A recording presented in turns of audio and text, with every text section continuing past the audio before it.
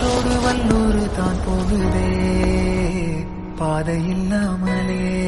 அழகாய் நிகழே அதுவாய் நீரின் ஆழத்தில் போகின்ற கல் போலவே ஓசையெல்லாம் துறந்தே